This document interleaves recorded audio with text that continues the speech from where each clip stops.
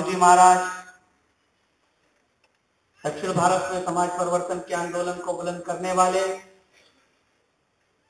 वंदे पेरियार श्री नारायण गुरु और पूरे भारत में दलितों शोषितों की लड़ाई को सफल बनाने वाले भारतीय संविधान के निर्माता विश्व रत्न बाबा साहब डॉक्टर भीमराव अम्बेडकर और उनके बाद भारत की सामाजिक परिस्थितियों में समाज परिवर्तन के आंदोलन को नई दिशा देने वाले बहुजन समाज पार्टी के संस्थापक माननीय श्री कांशीराम साहब को नमन करते हुए आज इस कर्नाटक स्टेट कमेटी की बैठक में हमारे साथ मंच पर उपस्थित कर्नाटक प्रदेश के स्टेट प्रेसिडेंट मार्तंडरा मुनियप्पा जी, हमारे साथ तमिलनाडु और पांडिचेरी में स्टेट कोऑर्डिनेटर माननीय गोपीनाथ जी,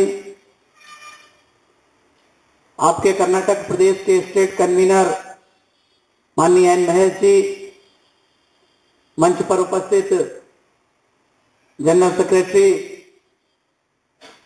माननीय Bhola Subbarao ji, doctor Jayaprakash ji, treasurer Koramangala Muniyappa ji, R Muniyappa ji, Shri Kamala Navan ji, Lakshmi Narayan ji, Shri Muni Swamy जी, रामचंद्र कोसगी जी तथा पूरे प्रदेश के कोने कोने से आए सभी डिस्ट्रिक्ट प्रेसिडेंट और ऑफिस बियरर्स, साथियों, काफी लंबे समय के बाद कर्नाटक प्रदेश में एक प्रदेश स्तरीय बैठक हो रही है। इसके लिए हम सब आप लोगों को अपने हृदय की गहराइयों से स्वागत, अभिनंदन और वंदन करते हैं।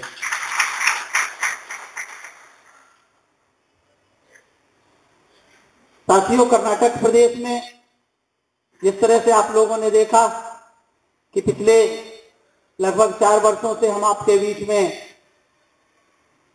हर स्तर पर काम करने के लिए तैयार रहे हैं और आप लोगों के बीच में आकर हमने काम करने की कोशिश की है। हमारे बीच में अभी सभी डिस्ट्रिक्ट प्रेसिडेंट जिले वाइज अपनी प्रोग्रेसिव रिपोर्ट प्रस्तुत कर रहे। क्योंकि साथियों मार्च खत्म हो गई है और बहुजन समाज पार्टी के राष्ट्रीय अध्यक्ष और बहन कुमारी मायावती जी के निर्देशानुसार हर वर्ष की 31 मार्च तक जितनी भी कमेटियां बनती हैं, उन कमेटियों जितनी कमेटियां तैयार हो जाती हैं उन कमेटियों को वहीं पे स्टाफ करके फिर अप्रैल, मई और जून 3 महीनों में हम उन कमेटियों को रिव्यू करते हैं और रिव्यू करके उनमें जो इनएक्टिव वर्कर्स होते हैं, इनएक्टिव पदाधिकारी होते हैं, उनको चेंज करके नए पदाधिकारी बनाकर पार्टी को गति देने का काम करते हैं। पिछले 4 वर्षों में जिस तरह से माहौल कर्नाटक की प्रदेश की राजनीति में रहा है, चाहे वो कांग्रेस की विरोधी दल की पार्टी हो या सत्ता पक्ष की भारतीय जनता पार्टी हो या जेडीएस हो, ये तीनों ही पार्टियां आप लोगों ने देखा कि किसी न किसी स्कैंडल में फंसी नजर आती हैं। आज पूरे प्रदेश की कर्नाटक की जनता बहुजन समाज पार्टी की ओर देख रही है और जिस तरह से हालात पूरे देश में हैं, यहां तक कि जो बदलाव की बयार आपने शायद उत्तर प्रदेश में देखी होगी। भले ही हमारे कर्नाटक प्रदेश के साथी उत्तर प्रदेश की सरकार की वापसी ना देखकर उनके मन में हल्की सी छोटी मोटी हताशा आई होगी, लेकिन अभी नेशनल एजुकेटिव कमेटी की मीटिंग में हमारे साथी जो गए थे, उन्होंने राष्ट्रीय अध्यक्ष का जो उद्बोधन सुना, भाषण सुना, उससे निश्चित रूप से उनके दिलो दिमाग पर से वो बोझ हल्का हुआ होगा कि आखिर कौन सी परिस्थितियां थी कि पूर्ण बहुमत की सरकार उत्तर प्रदेश में अल्पमत में आ गई। साथियों, आप लोगों ने पिछले 5 वर्षों में देखा कि देश का सबसे बड़ा सूबा उत्तर प्रदेश, जिसकी मुखिया बहुजन समाज पार्टी की राष्ट्रीय अध्यक्ष जो एक दलित की बेटी थी, तो एक दलित की बेटी है और उन्होंने उत्तर प्रदेश में आजादी के 65 वर्षों में जो उत्तर प्रदेश में 8 प्रधानमंत्री देने वाला प्रदेश है, आबादी के हिसाब से सबसे बड़ा प्रदेश है, जिसने देश के 14 प्रधानमंत्रियों में से 8 प्रधानमंत्री देने का काम किया है, उस प्रदेश में विकास अन्य प्रदेशों की तुलना में बहुत कम था। लेकिन बहुजन समाज पार्टी की राष्ट्रीय अध्यक्ष बहन कुमारी मायावती जी ने अपने मुख्यमंत्रित्व काल में उस प्रदेश को एक नई दिशा देने का काम किया, विकास की ऊंचाइयों तक पहुंचाने का काम किया। क्योंकि प्रदेश को एक ऐतिहासिक विकास देने का काम किया, प्रदेश में एक इतिहास रचने का काम किया, इसलिए पूरे देश की मीडिया, पूरे देश की मनुवादी ताकतें बहुजन समाज पार्टी के विरोध में एक साथ खड़ी दिखाई दी, एक साथ खड़ी दिखाई दी। और उसका परिणाम निकला कि साथियों, उन्होंने एक एक करके नहीं बल्कि एकजुट होकर बहुजन समाज पार्टी के खिलाफ चुनाव लड़ने का काम किया। जहां पर ये सभी राजनीतिक दल, चाहे वो भारतीय जनता पार्टी हो, कांग्रेस पार्टी हो, या जो क्षेत्रीय स्तर की पार्टी समाजवादी पार्टी थी वो हो, ये तीनों ही पार्टियां तो एक साथ थी ही। इस देश की मनुवादी मीडिया भी बहुजन समाज पार्टी की सरकार के खिलाफ थी और उसने बहुजन समाज पार्टी के छोटे से छोटे इशू को भी बड़ा चढ़ाकर पेश करने का काम किया, छोटी से छोटी घटना को भी उसने बड़ा चढ़ाकर पेश करने का काम किया, जनता को गुमराह करने का काम किया। क्योंकि साथियों, इतिहासकार बदायूं ने कहा है कि जनता की याददाश्त कमजोर होती है। जनता नेता द्वारा किए गए कार्यों को बहुत जल्दी भूल जाती है, बल्कि जनता जो क्षणिक में उसे क्षणिक लाभ दिखाई देता है, मीडिया जिसको बार बार दिखाने का काम करती है, जनता उसकी ओर मुड़ने का काम करती है। क्योंकि अच्छी बात लोगों को देर में समझ में आती है, खराब बात बहुत जल्दी समझ में आती है। अच्छाई साथियों अगर 1 किलोमीटर तक जाती है तो बुराई 100 किलोमीटर तक जाती है। अगर आपके घर में पति पत्नी में झगड़ा हुआ तो आपके पूरे मोहल्ले में, पूरे गांव में खबर फैल जाएगी। अगर आप पति पत्नी दोनों सुख चैन से रह रहे हैं तो आपका पड़ोसी भी नहीं जान पाएगा, और जानता भी होगा तो किसी दूसरे पड़ोसी से कहने का काम नहीं करेगा। ऐसा ही साथियों उत्तर प्रदेश की सरकार के साथ हुआ। उत्तर प्रदेश में अगर पूरे आंकड़ों के हिसाब से, जैसा आप लोगों ने सभी कर्नाटक प्रदेश के हमारे सभी साथी बुद्धिजीवी हैं, यहाँ पर बैठे सभी सम्मानित साथी बुद्धिजीवी, उन्होंने इंटरनेट और मीडिया के माध्यम से उत्तर प्रदेश के रिकॉर्ड को बखूबी देखा और समझा होगा। उसको मैं पूरी विस्तार से आपको नहीं बताना चाहूंगा, लेकिन इतना जरूर बताना चाहूंगा कि 2007 में जितना वोट हमको मिला था उससे ज्यादा वोट हमने प्राप्त किया, उससे ज्यादा वोट प्राप्त किया। समाजवादी पार्टी जिसने मात्र हमसे 3.24% वोट गेन किया, लेकिन वोट तो सिर्फ 3.2% गेन किया ज्यादा, लेकिन सीटें उसने 160 करीब करीब ज्यादा गेन की। हमने 2007 की तुलना में वोट भी बढ़ाया और जो हमारा बेस वोट था वो भी स्थिर रहने का काम किया। लेकिन जब देश की मीडिया, देश की सभी राजनीतिक पार्टियां अगर किसी व्यक्ति और किसी पार्टी के विरोध में दिखाई दें तो निश्चित रूप से जनता का गुमराह होना स्वाभाविक है, और जनता गुमराह हो गई। कांग्रेस ने 4.5% मुस्लिमों को वोट देने का झांसा दिया, उनका वोट पाने की कोशिश की, तो भारतीय जनता पार्टी ने उसका जमकर विरोध करने का काम किया। समाजवादी पार्टी ने उससे और आगे बढ़कर मुस्लिमों को लालच देने का काम किया, छात्रों को लालच देने का काम किया, किसानों को लालच देने का काम किया। सच्चाई साथियों, हकीकत सच्चाई से बहुत दूर है। जो उन्होंने कहा, क्योंकि साथियों समाजवादी पार्टी ने अपने एजेंडे में ये कहा था कि हम 13, 13, 14 कास्ट जो बैकवर्ड क्लास की, जो मोस्ट बैकवर्ड क्लास की थी, उनको शेड्यूल कास्ट में शामिल कर लेंगे अगर हमारी सरकार बनती है। लेकिन हमारे प्रदेश और देश की भोली भाली जनता ये नहीं जानती है कि कोई भी किसी भी प्रदेश की सरकार कभी किसी जात को शेड्यूल कास्ट में या बैकवर्ड कास्ट में परिवर्तित नहीं कर सकती जब तक केंद्र उसको परिवर्तित करने का काम ना करे, जब तक संविधान में संशोधन ना हो। मुस्लिमों को बरगलाने का काम किया, अपर कास्ट के लोगों को बरगलाने का काम किया, और मुस्लिम जो सदा से ही साथियों इन मनुवादी ताकतों से, इन सांप्रदायिक ताकतों के भय से हमेशा ही अपने वोट को ऐसा निर्णय लेता है जो उसे बाद में पछताना पड़ता है। जहां एक और उत्तर प्रदेश में जब बहुजन समाज पार्टी की सरकार बनी, कभी भी सांप्रदायिक दंगे नहीं हुए।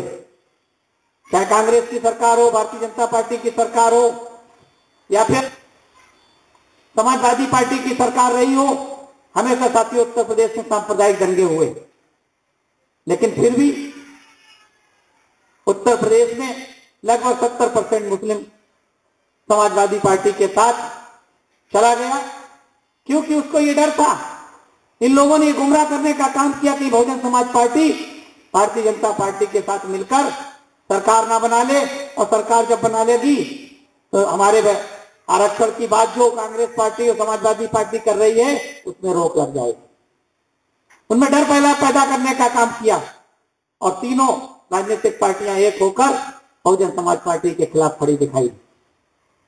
रिजल्ट इस बात को प्रदर्शित करता है साथियों कि आउट ऑफ 403 सीट्स में हमने 80 सीट पे विजय प्राप्त की। वहीं पे साथियों 209 सीटों पर हम सेकंड पोजीशन पर रहे। समाजवादी पार्टी ने 224 सीटें जरूर पाई, लेकिन उसकी नंबर 2 पे रहने वाली सीटों की संख्या बहुत कम है। 209 पे हम नंबर 2 पे रहे। इससे ये प्रदर्शित होता है कि जहां पर समाजवादी पार्टी बहुजन समाज पार्टी से लड़ी तो समाजवादी पार्टी जीती या बहुजन समाज पार्टी जीती। जहां पर बहुजन समाज पार्टी कांग्रेस से लड़ी तो या तो कांग्रेस जीती या बहुजन समाज पार्टी जीती। समाजवादी पार्टी और भारतीय जनता पार्टी की जमानत जब्त हो गई। अगर भारतीय जनता पार्टी नंबर 1 पे रही, बहुजन समाज पार्टी नंबर 2 पे रही, कांग्रेस और समाजवादी पार्टी की जमानत जब्त हो गई, क्योंकि ये तीनों पार्टियां अंदर अंदर साथियों एक होकर बहुजन समाज पार्टी से लड़ने का काम की। इसलिए साथियों कर्नाटक प्रदेश में अगले वर्ष चुनाव होने जा रहे हैं, और अगले वर्ष चुनाव है तो हमें निश्चित रूप से साथियों उत्तर प्रदेश के चुनावों से सबक लेना चाहिए। हमें सीख लेनी चाहिए। हमें ऐसा कैडर तैयार करना चाहिए, ऐसे लोगों को तैयार करना चाहिए, ऐसे प्रत्याशियों को मैदान में उतारना चाहिए, ऐसा खास कॉम्बिनेशन बनाना चाहिए कि वो चाहे फिर कांग्रेस हो, भारतीय जनता पार्टी हो, या फिर जनता दल के लोग हों, जेडीएस के लोग हों, वो हमारे लोगों को गुमराह ना कर सके। क्योंकि मीडिया आपके साथ कभी साथ देने का काम नहीं करती है। मीडिया ने कभी आपका साथ नहीं दिया। मनुवादी ताकतों, ज्यादातर मीडिया में साथियों मनुवादी ताकतें हैं, और मनुवादी ताकतें कभी नहीं चाहती इस देश के दलित शोषित पिछड़े समाज के लोग, धार्मिक अल्पसंख्यक समाज के लोग प्रदेश और देश की सत्ता पर काबिज हों। इसलिए साथियों ये चुनावी वर्ष है, और चुनावी वर्ष में हमारे सभी सम्मानित कार्यकर्ताओं की जिम्मेदारी बनती है कि हमको ईमानदारी और निष्ठा के साथ लगकर काम करना चाहिए। और ईमानदारी और निष्ठा से लगने का मतलब साथियों इतना ही है कि हमें अपने संगठन की जो जिम्मेदारी हमें प्राप्त हुई है, जो जिम्मेदारी केंद्रीय नेतृत्व द्वारा दी गई है, उस जिम्मेदारी का निर्वहन सही तरह से करने का काम करें। अगर हमको जिला अध्यक्ष बनाया गया है तो हमारी जिम्मेदारी बनती है कि हम अपने जिले की पूरी कमेटियों को ईमानदारी और निष्ठा के साथ बनाने का काम करें। बोगस कमेटियां बनाने की जरूरत नहीं है। जिस तरह से साथियों अभी हमारे जिला अध्यक्षों ने अपनी रिपोर्ट प्रेजेंट की है, वो अपने दिल में झांक कर देखें अपने मन में झांक कर देखें, अपनी अंतरात्मा में झांक कर देखें, क्या उन्होंने जो रिपोर्ट प्रेजेंट की है क्या वो सही है। अगर उनको लगता है सही है तो कोई बात नहीं, अगर उनको लगता है कि सही नहीं रिपोर्ट पेश की है हमने, तो उन्हें आगे सुधार करना चाहिए। क्योंकि साथियों,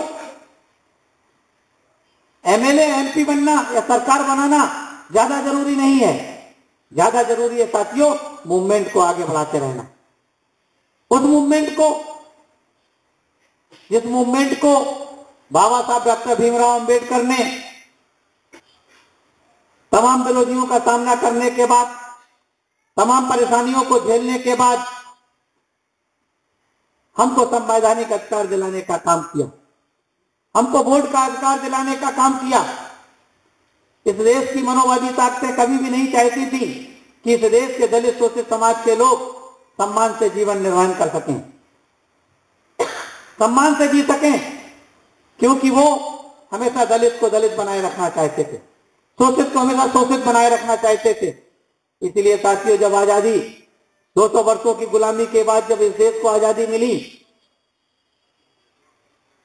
तो एक बार जब सत्ता में फिर से मनुवादी ताकतें सत्ता पर काबिज हुई, तो बाबा साहब को पूर्वानुमान था कि ये मनुवादी ताकतें फिर से अपने पुराने सामंतशाही रवैये पर लौट आएंगे। और ऐसा हुआ भी साथियों, ऐसा हुआ भी। जैसे ही साथियों देश आजादी के बाद इस देश के पहले प्रधानमंत्री जवाहरलाल नेहरू बने, और जब वो पहले प्रधानमंत्री बने, बाबा साहब डॉक्टर भीमराव अंबेडकर उनकी मंत्रिमंडल में शामिल हुए। उन्होंने पंडित जवाहरलाल नेहरू से कहा, इस देश में लाखों एकड़ जमीन खाली पड़ी है, अगर इस खाली पड़ी जमीन को हमारे लोगों में बांट दिया जाए तो हमारे लोग भी आर्थिक रूप से मजबूत होकर अपने पैरों पर खड़े होकर अपना जीवन खुशी खुशी बिता सकते हैं। पंडित जवाहरलाल नेहरू ने स्पष्ट रूप से मना कर दिया कि वो जमीन हम आपके लोगों को नहीं दे सकते हैं, क्योंकि इससे हमारे लोग नाराज हो जाएंगे। कौन लोग साथियों नाराज हो जाएंगे? इस देश के सामंतशाही लोग नाराज हो जाएंगे, इस देश के सामंतवादी लोग, जमींदार लोग नाराज हो जाएंगे, क्योंकि उनका कहना था कि अगर ये अपनी जमीनों पे काम करेंगे दलित शोषित समाज के लोग, तो उनकी जमीनों पे काम करने का काम कौन करेगा? उनकी जमीनों पे काम करने का काम कौन करेगा? यही साथियों परिवर्तन करने का काम उत्तर प्रदेश में बहन कुमारी मायावती जी ने किया। उन्होंने लाखों एकड़ जमीन को दलितों शोषितों में बांटने का काम किया, लाखों लोगों को 2 कमरे का आवास देने का काम किया, लाखों लोगों को विधवा वृद्धावस्था पेंशन देने का काम किया, लाखों लोगों को मुख्यमंत्री आर्थिक सहायता मदद योजना के अंतर्गत लाभान्वित करने का काम किया।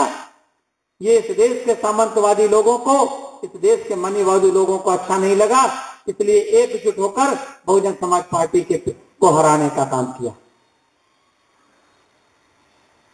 हमारे लोगों को इनसे सबक लेना चाहिए। हमारे लोग केवल बाबा साहब का जयकारा लगाकर, बाबा साहब का जय घोष करके, बाबा साहब के चित्र पर माल्यार्पण करके अपने कर्तव्यों की स्त्री समझ लेते हैं। बाबा साहब ने हमको राजनीतिक पार्टी देने का काम किया, बाबा साहब ने सामाजिक संगठन के रूप में हमको समता सैनिक दल जैसा संगठन देने का काम किया। यहां तक कि बाबा साहब ने मानवता के मूवमेंट को उनकी जड़ों से जोड़ने के लिए हमें विश्व का सबसे वैज्ञानिक धर्म बुद्ध धर्म देने का काम किया। लेकिन हमारे लोगों ने बाबा साहब की परिकल्पना वाली पार्टी आरसीआई को भी टुकड़े टुकड़े करने का काम किया। हमारे लोगों ने समता सैनिक दल की स्थिति यह कर दी कि वो केवल मात्र कार्यक्रमों तक सुशोभित होकर रह गया। उसके स्थान पर डीएसएस जैसे हजारों संगठन तैयार करने का काम किया, और उन संगठनों के मुखिया, उन संगठनों के संयोजकों की मात्र इतना कार्य रह गया कि वो संगठन बनाकर अपना और परिवार का पेट पालने के लिए उन संगठनों का इस्तेमाल किया, बाबा साहब के नाम का इस्तेमाल किया। बाबा साहब इस बात से भली बात परिचित थे, इसलिए उन्होंने कहा था कि व्यक्ति को चित्र की नहीं चरित्र की पूजा करनी चाहिए। व्यक्ति को चित्र की नहीं चरित्र की पूजा करनी चाहिए, क्योंकि बाबा साहब जानते थे कि हमारे बाद हमारे द्वारा खड़ा किया गया जो आंदोलन है, क्योंकि उन्होंने अपनी पीड़ा 18 मार्च 1956 को आगरा के लाल किला मैदान, रामलीला मैदान में व्यक्त करने का काम किया था। उन्होंने कहा था कि हमारे पढ़े लिखे लोगों ने को धोखा दिया। हमने सोचा था कि संवैधानिक सहूलतें पाकर ये समाज के दबे कुचले लोगों को आगे बढ़ाने का काम करेंगे, लेकिन मैं देखता हूं कि हमारे चारों ओर सफेद कॉलर बाबुओं की भीड़ लगी इकट्ठा है, जो अपना और अपने परिवार का पेट पालने में मशगूल है। इसलिए बाबा साहब जानते थे, उनको ये पता था कि मेरे बाद यह आंदोलन इस आंदोलन की ऐसी गति होगी कि हमारे चित्र को, हमारी मूर्ति को 5 फीट की मूर्ति में हमको तब्दील करके हमारे इस आंदोलन को एक पुस्तक का अध्याय बनाकर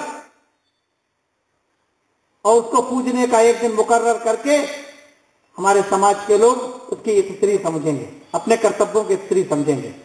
इसीलिए उन्होंने कहा था कि चित्र की नहीं, चरित्र की पूजा करो, चरण वंदना नहीं, आचरण वंदना करो साथियों। लेकिन हमारे लोग चित्र की पूजा करते हैं। जयंती हो, परिनिर्वाण दिवस हो, बाबा साहब के जयकारे करते हैं, मनोहर कांशीराम साहब का जय घोष करते हैं और कार्यक्रम समाप्ति के बाद अपने घर जाकर टीवी और वीवी में व्यस्त हो जाते हैं। वो भूल जाते हैं कि हमें जो आज आजादी मिली है, जो सही मायने में जो आजादी मिली है कि आज हम अपना हक मांग सकते हैं, वो बाबा साहब की देन है। और बाबा साहब के उस कारवां को जब बढ़ाने का काम मनोहर कांशीराम साहब ने किया, तो तमाम बहुजन समाज पार्टी के समर्थकों ने इसको बड़े उत्साह के साथ देने का काम किया और उसका परिणाम निकला साथियों। देश के सबसे बड़े सूबे उत्तर प्रदेश में एक बार नहीं, 2 बार नहीं, 4 बार बहुजन समाज पार्टी की सरकार बनी। अगर हम आज भी साथियों बाबा साहब के बताए रास्ते पर चलने का काम करें, बाबा साहब के आदर्शों का मानने का काम करें, बाबा साहब के आदर्शों को सच्चे माने में पूरा करने का काम जो राजनीतिक पार्टी करती है, वो बहुजन समाज पार्टी करती है, अगर हम ये मानकर चलें तो निश्चित रूप से हम अपने वोट को बिकने नहीं देंगे, अपने वोट को लुटने नहीं देंगे। हम अपने वोट का सही इस्तेमाल करेंगे और एक न एक दिन इस प्रदेश के हुक्मरान समाज बनेंगे। जैसे उत्तर प्रदेश के लोग उत्तर प्रदेश के हुक्मरान समाज बने, कर्नाटक प्रदेश के लोग भी इस प्रदेश के हुक्मरान समाज बनेंगे। जरूरत है सिर्फ साथियों हमें बाबा साहब के आदर्शों पर चलने की, जरूरत है हमें सिर्फ बाबा साहब के बताए रास्ते पर चलने की, क्योंकि बाबा साहब जैसे महान विद्वान ने अगर अपनी जिंदगी को इस देश के दलितों, शोषितों, नारियों के मुक्ति के लिए नहीं लगाया होता, तो बाबा साहब जैसा विद्वान देश के नहीं, विश्व के किसी कोने में जाकर, दुनिया के किसी भी देश में जाकर दुनिया का सबसे बड़ा पद हासिल करके ऐसो आराम की जिंदगी बिता सकता था, लेकिन उन्होंने ऐसा नहीं किया।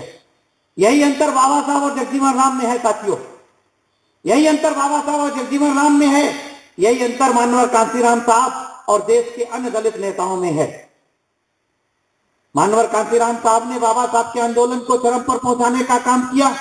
वहीं आपके प्रदेश और देश में तमाम दलित समाज नेता हैं जिन्होंने बाबा साहब के आंदोलन को, बाबा साहब के नाम का फायदा तो लिया, बाबा साहब के द्वारा संविधान में आरक्षण देने का लाभ तो लिया, चाहे वो आपके प्रदेश के मल्लिकार्जुन खड़गे हो, केशव मुनियप्पा हो, या कांग्रेस पार्टी के प्रदेश अध्यक्ष परमेश्वर हो, या अन्य साथियों एमएलए और एमपी आपके प्रदेश के दलित समाज के हों। उन्होंने बाबा साहब के नाम से, उनके आदर्शों पे चलने का काम नहीं किया, बल्कि उनके नाम का फायदा उठाकर वो एमएलए, एमपी और मिनिस्टर तो बन गए, लेकिन उन्होंने अपने समाज के लोगों का भला करने का काम नहीं किया। क्यों भला करने का काम नहीं किया? क्योंकि मनोहर कांशीराम साहब ने एक बार पार्लियामेंट्री फोरम में ये बात कही थी। जब पार्लियामेंट्री फोरम में बाबा साहब मनोहर कांशीराम साहब बोल रहे थे, तो उन्होंने कहा कि आज हमारे देश में 108 सांसद एससी एसटी के हैं और सभी लोगों ने मिलकर एससी एसटी पार्लियामेंट्री फोरम बनाने का काम किया है। हमें खुशी है कि ये एकता दिखाई रहे, एकता बनी रहे, लेकिन हमें जो किस बात का है कि जहां एक और देश में हमारे गांव का, हमारे शहर का कोतवाल हमारे लोगों को कुर्सी नहीं देता, हमारे लोगों से मिलने का काम नहीं करता है, भाई इस देश का सबसे बड़ा कोतवाल राष्ट्रपति हमारे सांसदों से मिलने का काम नहीं करता है। ये बात साथियों सार्वजनिक नहीं होनी चाहिए। मानवर कांतीराम साहब ने कहा था इसलिए नहीं होनी चाहिए क्योंकि अगर हमारे लोग जो हमें बड़े विश्वास के साथ जिताकर अगर भेजने का काम करते हैं तो उनको पता चलेगा तो वो हतोत्साहित होंगे, उनका मनोबल गिरेगा। मानवर कांतीराम साहब और अन्य नेताओं में यही अंतर था कि उन्होंने कभी भी लाचारी को अपनाने का काम नहीं किया था।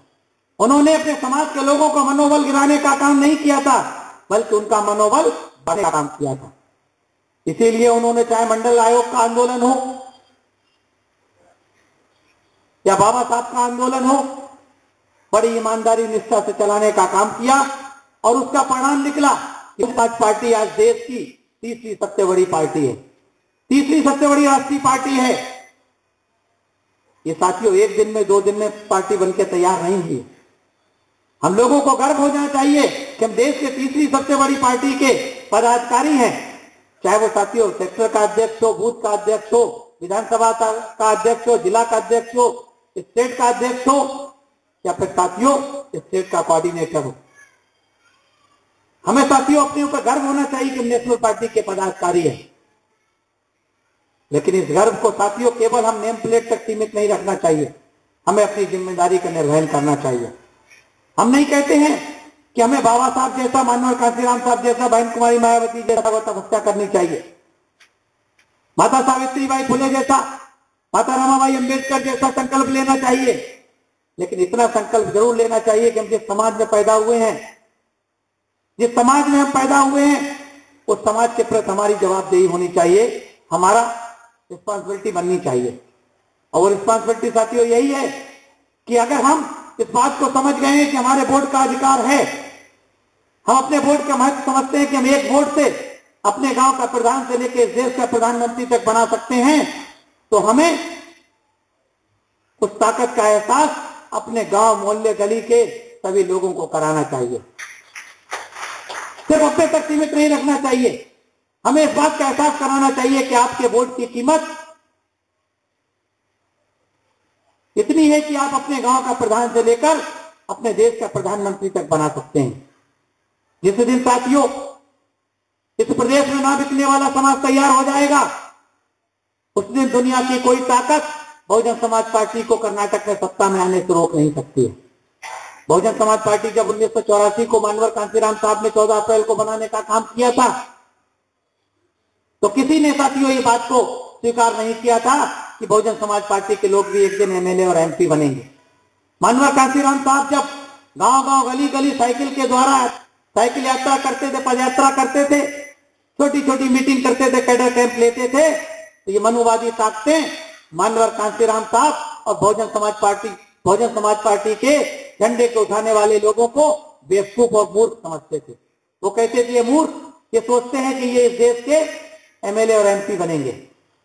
लेकिन साथियों वो नहीं जानते थे कि मानवर कांतीराम साहब ने मूक क्रांति को जन्म दिया था, साइलेंट रिवॉल्यूशन को उन्होंने जन्म दिया।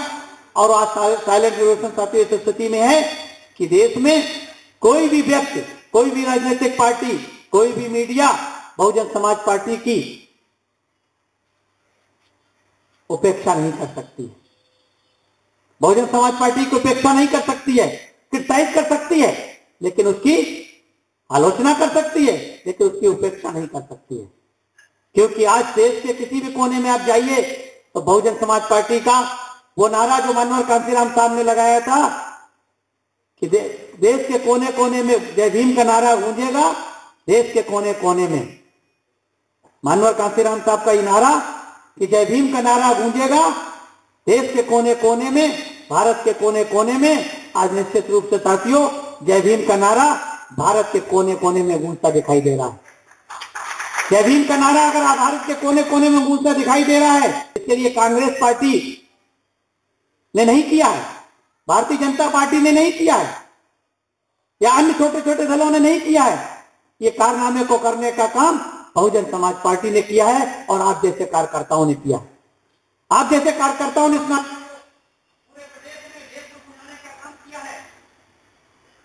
आज साथियों अगर दिखाई देता है कि हमें नहीं तो तुम्हें नहीं, चैन नहीं, आराम नहीं। जिस दिन हमारे साथी इस नारे को समझ जाएंगे कि वोट हमारा, राज तुम्हारा, नहीं चलेगा, नहीं चलेगा, उस दिन साथियों इस प्रदेश में बहुजन समाज पार्टी की सरकार बनेगी। उत्तर प्रदेश के लोगों ने ये बात समझ ली थी और समझ के उत्तर प्रदेश में 4-4 बार सरकार बनाई।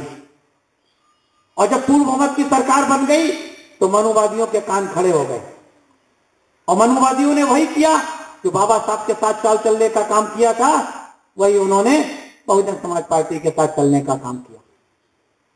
घबराने की जरूरत नहीं साथियों, समय परिवर्तनशील है।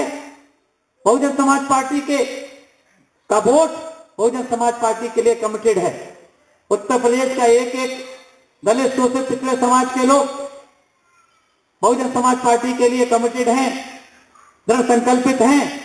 आने वाले समय में बहुजन समाज पार्टी और ज्यादा ताकत के साथ देश और प्रदेश में उभरेगी साथियों। सिर्फ आप लोग अपनी जिम्मेदारी का निर्वहन ईमानदारी, निष्ठा से करने का काम करें। इसलिए साथियों, आज की बैठक उत्तर प्रदेश के चुनाव का जो रिजल्ट था उसको लेकर, उत्तर प्रदेश के बाद कर्नाटक में आने वाले अगले वर्ष में मार्च अप्रैल में चुनाव होने हैं, उसको लेकर, और हर वर्ष क्योंकि 31 मार्च तक संगठन के बाद समीक्षा होती है और समीक्षा में जितने भी संगठन हमारा तैयार हो जाता है उस संगठन को वहीं स्टॉप कर देते हैं। अर्थात जो 31 मार्च तक हमारी जितनी कमेटियां बन गई हैं उनको वहीं पे छोड़ दें और जितनी तैयार हो गई हैं उनमें केवल रिव्यू करने का काम करें। केवल उन कमेटियों को रिव्यू करने का काम करें कि हमने जो कमेटी बनाई है क्या वास्तव में वो पदाधिकारी, वो ऑफिस बेयरर हमारे एक्टिव हैं कि नहीं है, वो काम कर रहे हैं कि नहीं कर रहे हैं, कि केवल पद लेकर केवल पद को सुशोभित करने का काम कर रहे हैं, हर पर अपने पद की पैड और प्लेट का इस्तेमाल करने का काम कर रहे हैं। उसको साथियों रिव्यू करने की जरूरत है। और जब 1 जुलाई से हम बचा हुआ संगठन आगे की तैयारी करेंगे और जो रिव्यू करेंगे उनको पुनः मेंबर बनाने का काम करेंगे, क्योंकि हर 2 साल के बाद मेंबरशिप में साथियों चुनाव आयोग के नियमों के अनुसार मेंबरशिप में बढ़ोतरी होती रहती है।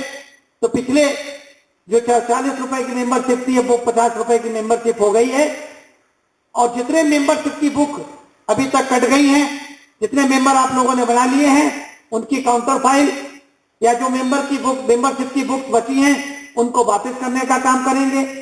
बामसेफ और ऑफिस मेंटेनेंस के जो कूपन दिए गए थे उन कूपन को वापस करने का काम करेंगे और नए सिरे से साथियों कमेटियों को रिव्यू करके इनएक्टिव लोगों को एक्टिव करके या उनको इनएक्टिव की जगह एक्टिव लोगों को पद देने का काम करके उन्हें पोस्ट पे बना के पुनः से हम साथियों बहुजन समाज पार्टी को 2013 के होने वाले चुनाव के लिए तैयार करना है। 2013 के साथियों चुनाव कर्नाटक में खासतौर से महत्वपूर्ण है साथियों। क्यों महत्वपूर्ण है?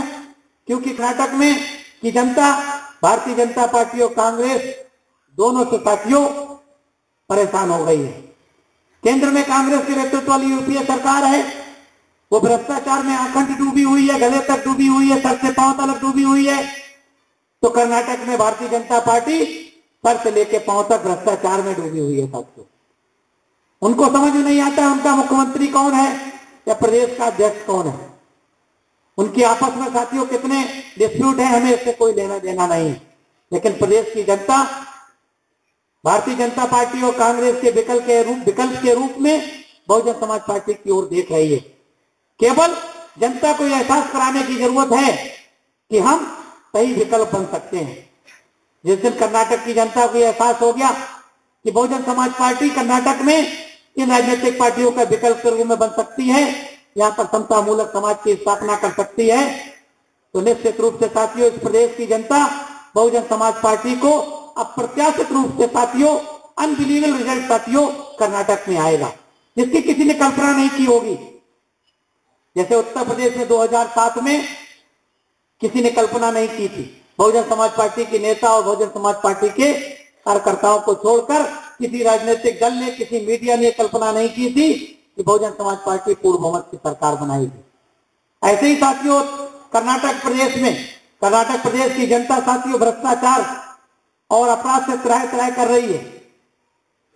हमें सिर्फ साथियों एहसास कराने की जरूरत है कि हम भारतीय जनता पार्टी, कांग्रेस और जेडीएस के सही विकल्प के रूप में आप लोगों के सामने आ सकते हैं। इस प्रदेश की जनता आपको इस प्रदेश की गद्दी पर बैठाने का काम करेगी। इसके लिए साथियों संकल्प की जरूरत है, कर्तव्य और निष्ठा की से काम करने की जरूरत है। हमें बाबा साहब के आदर्शों पे, मानव कांतिमान साहब के बताए रास्ते पर चलने की जरूरत है। साथियों, जो अभी तक कमेटियां बनी उनके बारे में मैंने बताया ही कि उनको स्टाफ करके उनको रिव्यू करने का काम करेंगे और उनको पुनः से मेंबर बनाने का काम करेंगे। 1 जुलाई से जो जहां तक कमेटियां हमारी कंप्लीट हो गई हैं उसके आगे कमेटियां बनाने का काम करेंगे और जब कमेटियां कंप्लीट हो जाएंगी फिर हम उनको छोटे छोटे बंद कमरे में कैडर देने का काम करेंगे। नेशनल लेवल पे कोई इशू आता है उस समय हम कमेटियों को बनाने का काम रोक करके 1 महीने के लिए नेशनल इशू पे एजिटेशन करने का काम करेंगे।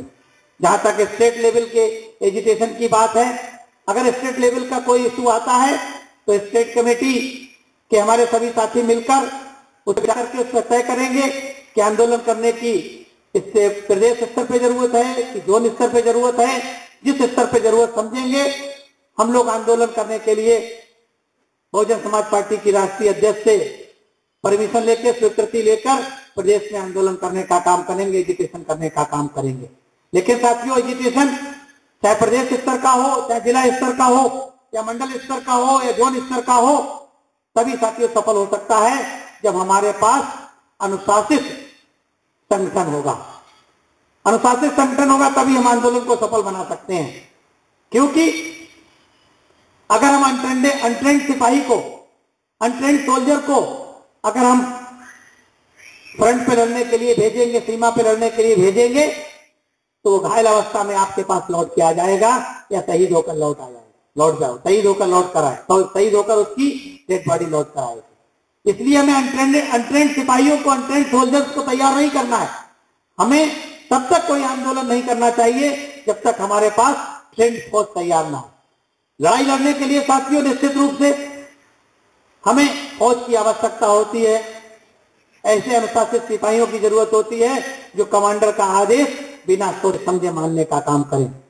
क्योंकि किसी भी सेना का कमांडर, किसी भी देश की सेना का कमांडर हो या फिर किसी पार्टी का साथियों मुखिया हो, कभी भी अपने सिपाही को, अपनी जंग को हारते देखता नहीं चाहता, हारते देखना नहीं चाहता है। कोई भी कमांडर नहीं चाहता है कि उसकी सेना हारे। इसलिए हमें अपने कमांडर पे विश्वास करना चाहिए।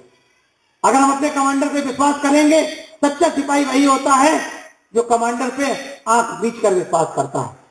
आंख मूंद कर जो सिपाही विश्वास करता है वो निश्चित रूप से सफल होता है। इसलिए हमें ये विश्वास करना चाहिए कि हमारी नेता या हमारे देश के नेता, हमारे प्रदेश के नेता, हमारे जिले के नेता, हमारे जोन के नेता जो निर्णय ले रहे हैं निश्चित रूप से वो पार्टी के हित में होता, समाज के हित में होगा। इसलिए साथियों, मेरा आप लोगों से निवेदन है, गुजारिश है, इल्तिजा है कि आप लोग इस बचे 10 महीने के समय में, क्योंकि चुनाव में साथियों 10 महीने भी बचे नहीं दिखाई देते हैं। मार्च अप्रैल में साथियों चुनाव होंगे 2013 में, मार्च 13 में चुनाव होंगे, मार्च अप्रैल 12 आ गई है साथियों। 2 महीने साथियों सिर्फ उसी में निकल जाते हैं। इसलिए मात्र आपके पास 10 महीने 10 मंथ का समय बचा है। यह समय बहुत कीमती समय है, एक एक दिन इसका साथियों कीमती है। आप लोग जहां मेरी जरूरत समझें, हाल में हर कंडीशन में आपके साथ कंधे से कंधा मिलाकर मैं आपके साथ चलने को तैयार हूं। आप लोग साथियों इस चीज की जरूरत महसूस करें। जब साथियों चाहत पैदा होगी तो सत्ता प्राप्त होगी। सत्ता प्राप्त करने के लिए चाहत पैदा करना जरूरी है, और चाहत साथियों तभी पैदा हो सकती है जब साथियों हमारे अंदर संगठित शक्ति पैदा हो जाए। का वो फार्मूला साथियों हमेशा हमें याद रखना चाहिए कि शिक्षित बनो, संगठित बनो, और फिर साथियों सम्मान के लिए संघर्ष करो। अगर हम साथियों शिक्षित और संगठित नहीं होंगे तो संघर्ष करने की हमें क्षमता नहीं रहेगी साथियों। आज हम जात और उपजात के झगड़ों को छोड़ करके बहुजन समाज पार्टी के नीले झंडे के नीचे आकर हमें अपने लोगों के दिलों में इस सत्ता प्राप्त करने की चाहत पैदा करनी होगी। और जब साथियों चाहत पैदा हो जाएगी तो सत्ता अपने आप प्राप्त हो जाएगी। इसलिए साथियों, मैं अपनी बात समाप्त करूं उससे पहले पूरे प्रदेश को चूंकि नए सिरे से फिर से बनाना है, तो हमने जोन जो अभी तक 4 जोन में काम कर रहे थे लोग, वो 6 जोन बनाने का काम किया है। और वो 6 जोन जिस तरह से बनाए हैं वो साथियों इस तरह से हैं। Number 1 Gulbarga zone. Gulbarga zone का साथियों की देखभाल मैं स्वयं करूंगा साथियों। ज्यादा से ज्यादा समय मैं गुलबर्गा जोन में देने का काम करूंगा। पूरे प्रदेश में आधा समय मैं गुलबर्गा जोन में और आधा समय बाकी के प्रदेश में देने का काम करूंगा। गुलबर्गा जोन में हमारे साथ में जो समय समय पर हमारे साथ काम करेंगे मारचंद्रा मुनियप्पा जी, जो आपके स्टेट के प्रेसिडेंट हैं, स्टेट के वाइस प्रेसिडेंट और तमिलनाडु के इंचार्ज कोऑर्डिनेटर माननीय गोपीनाथ जी हैं, वो आर मुनियप्पा जी जो जनरल सेक्रेटरी हैं, मुला सुब्बाराव जी जो जनरल सेक्रेटरी हैं, बंदा नवाज महावरी जी जो बीजापुर के हैं, वो बीजापुर क्षेत्र में हमारी मदद करेंगे। डॉक्टर जयप्रकाश जी वो पूरे गुलबर्गा जोन में हमारे साथ काम करेंगे। श्री रामचंद्र कोसी जी वो हमारे साथ गुलबर्गा डिस्ट्रिक्ट में, और जहां हम जरूरत समझेंगे वहां उनको इस्तेमाल करने का काम करेंगे। और टोंटापुर जी ये बीजापुर में हमारे साथ हमारी मदद करने का काम करेंगे। शिवलिंगप्पा किन्नूर जी ये बीदर और गुलबर्गा दोनों जगह हमारे साथ हमारी मदद करने का काम करेंगे। खुर्शीद हुसैन जी गुलबर्गा के साथ साथ जहां मुस्लिम समाज में हम उनकी जरूरत समझेंगे उनको इस्तेमाल करेंगे। श्रीमती शोभा बल्लारी जी हमारे साथ काम करेंगी। इस जोन में साथियों जो डिस्ट्रिक्ट आते हैं वो गुलबर्गा, बीदर, बीजापुर, बागलकोट, बेलगाम, रायचूर, यादगिरी, धारवाड़, उत्तर कन्नड़ा। लेकिन साथियों इस जोन के अलावा जो दूसरा जोन होगा वो मैसूर जोन होगा। उस मैसूर जोन में हमारे स्टेट के कन्वीनर माननीय एन महेश जी होंगे, वो उसके इंचार्ज होंगे, और उनके साथ में डॉक्टर सुभाष वर्णी जी और जीके वसुराज एंड वेलायुधन जी उनकी मदद करने के लिए उस जोन में कोऑर्डिनेटर के रूप में काम करेंगे। चित्रदुर्गा जोन में मारचंद्रा मुनियप्पा जी, कोरमंगला मुनियप्पा जी और वी के नागराज जी उधर देखेंगे। और बेल्लारी जोन में वी कमला नाभन और आर मुनियप्पा जी जो दोनों जनरल सेक्रेटरी हैं वो उधर देखने का काम करेंगे। बेंगलुरु जोन में जगदीश शंकर जो जनरल सेक्रेटरी हैं, शिकन्ना, श्रीमती नाहिदा सलमा, वी मुन्नी स्वामी, वी वेलू और पुरुषोत्तम इस जोन में देखने का काम करेंगे। साथ ही रामनगर जोन में चंगप्पा, शमसुल हुदा जी, हेन्नू लक्ष्मीनारायण जी, श्रीमती लक्ष्मी गोपीनाथ जी, ये रामनगर जोन में इधर काम देखने का काम करेंगे। साथ ही साथियों एक स्पेशल 2 जोन हमने बनाने का काम किया है। उन 2 जोनों में जो बेलगाम, धारवाड़ और उत्तर कन्नड़ा डिस्ट्रिक्ट उसमें 3 शामिल रहेंगे। हालांकि उन पूरे जोन के क्योंकि वो गुलबर्गा जोन में आते हैं, लेकिन फिर भी उनको बेलगाम जोन के रूप में एक देखने का जो काम करेंगे ओवरऑल हम देखेंगे। साथ में जो इंचार्ज के रूप में उधर काम देखेंगे हमारे साथ में डॉक्टर राजीव कामले और लक्ष्मण बकैया जी देखेंगे। वो धारवाड़, बेलगाम, धारवाड़ और उत्तर कन्नड़ा 3 डिस्ट्रिक्टों में देखने का काम करेंगे। उसी तरह गुलबर्गा जोन के अंतर्गत जो दूसरा 2 जिले आते हैं बीजापुर और बागलकोट, इनमें संधू चौरापुर और वाईसी कामले जी उधर देखने का काम करेंगे। हम समझते हैं साथियों 10 महीने का समय बहुत क्रूशियल समय है, और जो जिम्मेदारी हमने बांटी है वो ज्योग्राफिकल और कास्ट कॉम्बिनेशन को ध्यान में रखते हुए बांटी है। फिर भी जिस साथी को जिम्मेदारी अगर छूट गई होगी हमसे तो उसको हम समय समय पर इसको रिव्यू करने का काम करेंगे और उसको जिम्मेदारी का काम करेंगे।